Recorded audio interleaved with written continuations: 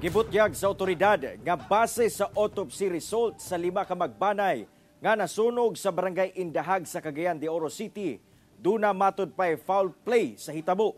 Task Force Sugpong Indahag gibugna na sa BFP alang sa mas lawom nga investigasyon. Ani ang report. Gikumpirma karon sa Cagayan de Oro City Police Office nga adunay nakitang foul play ang mediko legal sa 5 ka mga patayng lawas nga gituwang biktima sa sunog sa barangay Indahag niadtong Martes sa gabi.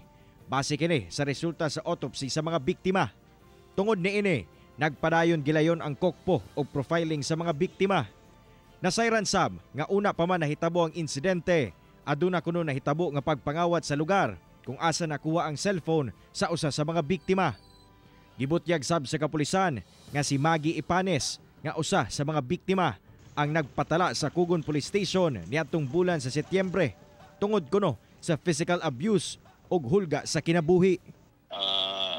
Ipahigayon niya po na to ang background investigation nga diin siya nahibalaan nga nagpa-record sa abutan sa police station to nga siya biktima sa pagdagmal no ang violation na 9262 o bawsi.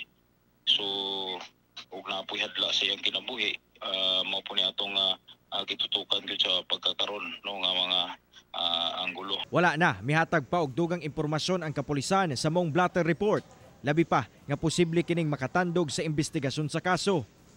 Samtang nagbugna na karon og Task Force Sugpong Indahag ang Bureau of Fire Protection aron mapadali sab ang investigasyon nga ilang gidahimo. Uban ang puwersa sa kokpo, padayon kuno ang case build up nga ilang gidahimo aron matagaan og hustisya ang mga namatay nga biktima.